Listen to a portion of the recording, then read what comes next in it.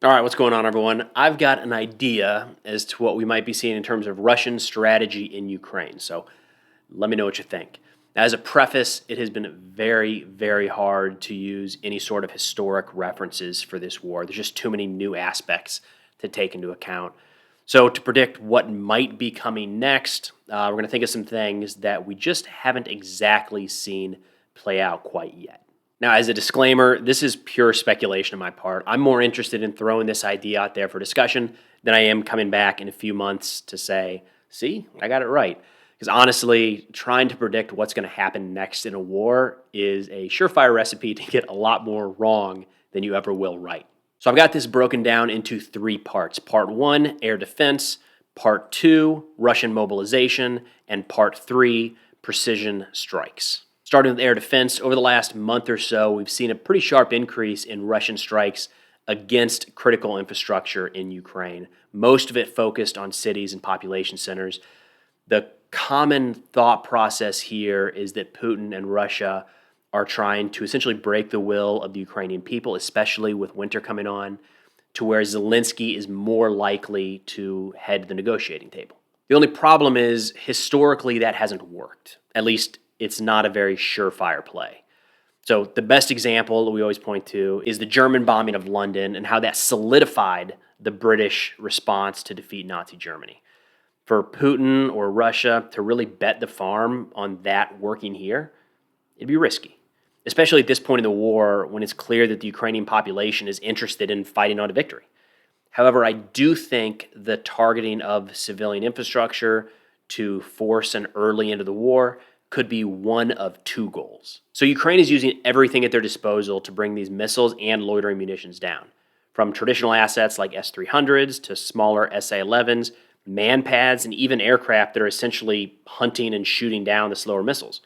And why not? Especially as the temperature continues to drop, minimizing these strikes on the cities is an absolute necessity. But those air defense assets are finite, and more around Kyiv means less elsewhere, notably the front. And if more air defense equipment flows into Ukraine, it's likely at this point those are going to be headed to Kyiv, Lviv, and other city centers rather than closer to the front lines. Additionally, if you look at Zelensky's most recent asks of his Western allies, it's been pretty heavily focused on air defense equipment. Most recent aid packages still had plenty of ammo and lethal munitions, so that hasn't exactly slowed, but the ask has shifted more towards defensive, protective equipment than offensive weaponry. Probably a sign of just how important it is, and who can blame them, of protecting the critical infrastructure in some of their major cities. Moving on to Russian mobilization. Pick a number here. I tend to land around 220 to 250,000 that have been mobilized. Maybe it's a little bit more, maybe it's a little bit less. There have been reports that some of these mobilized soldiers have already gone to the front and been killed, which is crazy. But I think it's safe to assume that the vast majority of those, we'll call it 250,000, have yet to enter combat. Now, I've noticed that the two sides tend to view the mobilization on kind of extreme ends. From the Ukrainian side, I've heard that it's not a major concern because Russia just throws bodies at the front, and this isn't a war where that's going to make much of a difference. And on the Russian side, I've heard that it's more a mentality of just wait until these units get plussed back up with these mobilized soldiers, and then they can finally really take the fight to the Ukrainians. I tend to fall right in the middle. Conservatively, I think it's safe to say that this mobilization will double the amount of Russian troops involved in the war in Ukraine. Numbers aren't everything, but they are something. Now, we're getting close to where many of those mobilized soldiers could have had 30 to 60 days training, and every additional day they get to prepare, the more effective they'll be when they eventually enter the fight.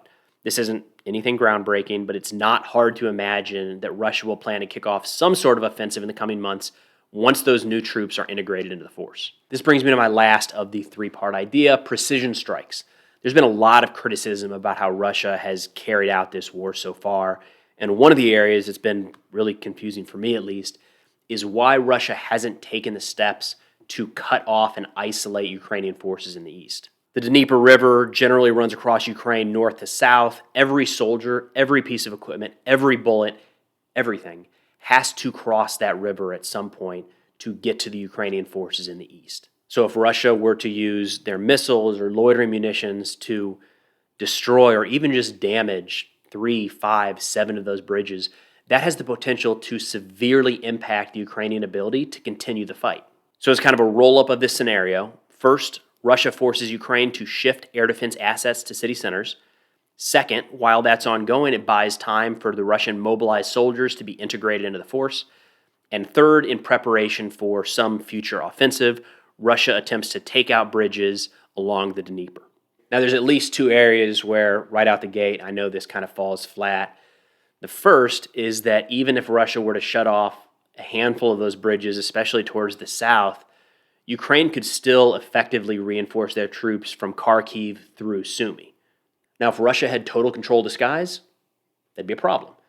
Any sort of resupply effort would be a prime target for Russian air forces overhead. But for them to get to some level of air superiority in the next few months, it's hard to picture that happening. The second is that after all of this, Russia still has to mass troops in an area to kick off an offensive. And so far, since the start of the war, between Ukrainian and NATO intelligence, they haven't really been able to do that without coming under some sort of long-range fires. So I don't know how Russia is going to be able to pull off, moving 50, even 100,000 or more troops into one sector without it setting off a bunch of alarms. But I'll leave it there. Half-baked, three-part plan as to what Russia might be in the process of implementing. What do you think? Are they actively trying to pull air defense assets away from the front? Would that be in preparation for some future offensive? Will they attack these bridges finally when that time comes, if it comes?